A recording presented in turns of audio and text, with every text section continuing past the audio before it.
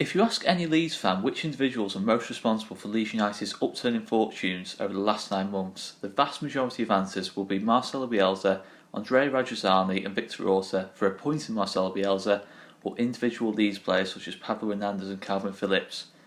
One name that won't pop up very much will be that of Carlos Corberan. However, Corberan is one of very few people who are responsible for the past, the present and the future of the football club. Corberan arrived at Leeds in June 2017 as the club's new under-23s manager, days after Thomas Christiansen was appointed as Leeds United's head coach for the 2017-2018 season. Corberan arrived at Leeds having held various different coaching positions, with his first position arriving in Saudi Arabia under the recommendation of Pep Guardiola. Corberan's first season at Leeds was mostly uneventful, average results for the under-23s and very few players progressing from the under-23s into the first team during the first 3 quarters of the season were the main cause of this. However, around March 2018 the club started to feel Corberan's influence, with Bailey Peacock-Farrell, Paul D. O'Connor, Tom Pearce getting chances in the first team and impressing with the few opportunities they were given in what was a bitterly disappointing season for the first team. Things only got better for Corberan when Marcelo Bielsa promoted him to a completely new role as first team coach, becoming one of Bielsa's main assistants whilst also continuing in his role as under-23s manager. Corberan was given a level of power and trust given to very few coaches in England, but Bielsa put great faith in him. Bielsa described Corberan in October as very talented and also a coach whose opinion he values more than his own opinion. Great praise indeed. Corberan is becoming more and more of a household name at Leeds, with the progress the under-23s have made this season, winning the under-23 Development League with 2 games to spare and reaching the semi-final of the Premier League Cup against Newcastle, with the semi-final being this Tuesday. Corberan has also seen Jack Clarke and Jamie Shackleton progress from the under-23s and make big impressions on the first team, while 7 other under-23 players have made their debuts this season, with Apu Helm and Leif Davis being thrown in at the deep end, in particular on debuts, and both have managed to perform very well. Corberan's under-23 set up very similarly to Bielsa's first team in a possession-based 4-1-4-1 system, which can change to a 3-3-1-3 depending on players available and the opposition. Another potential reason Corberan appeals so much to Bielsa was that he could be the coach who could get the under-23s playing very similarly to the first team, which would make progression into the first team much easier for the under-23s, as proven by pretty much any player who has progressed into the first team this season. Corberan faces challenges though, such as key under-23s players being unavailable for selection due to playing for the first team. In particular, of course, Jack Clarke and Jamie Shackleton, who have rarely played since the turn of the new year for Corberan for this exact reason. Space also has to be made for first teamers coming back from injury and suspension. Corberan has still been able to maintain a level of consistency with the first team. In terms of goalkeeper, Corberan has tended to prefer Kamil Miazek between the sticks, but he's given Will Huffer opportunities as well. Miazek looks increasingly comfortable in terms of distribution and knowing when to and when not to come off his line.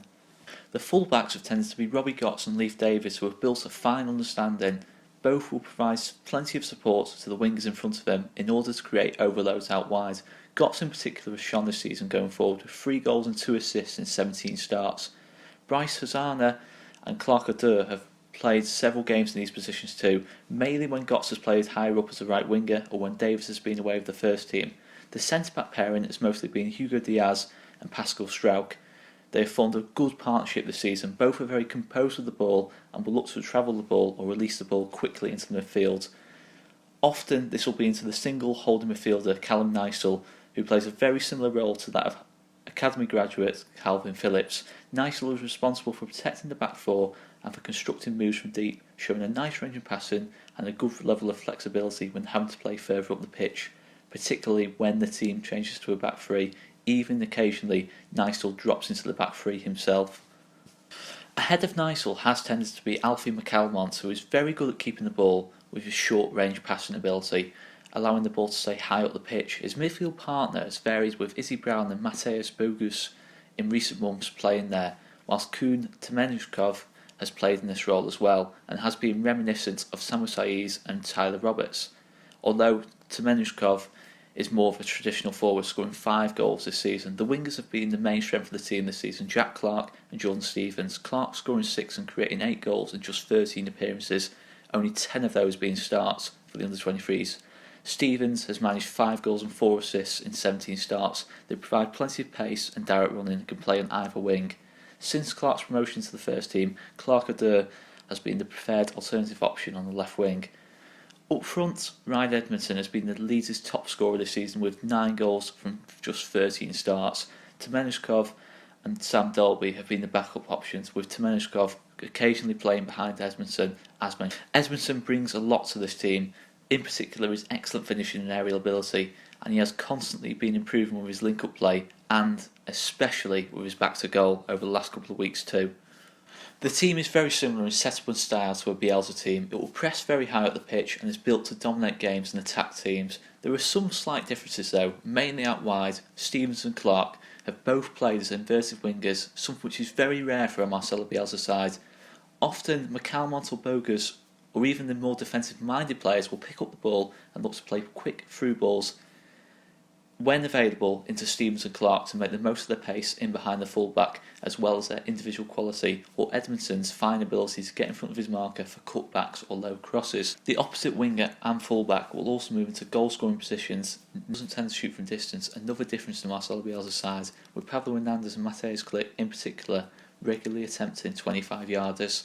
This all suggests that Corberan, whilst being very loyal and well respected by Bielsa, is his own man, which could come in handy when the dreaded day comes of Marcelo Bielsa one day leaving Leeds United. Who knows, he could even be Bielsa's future successor, but I think I can speak for every Leeds fan in the world. If Leeds can keep Bielsa and Corberan and this beautiful friendship together for a few more years, the future is looking very, very good indeed.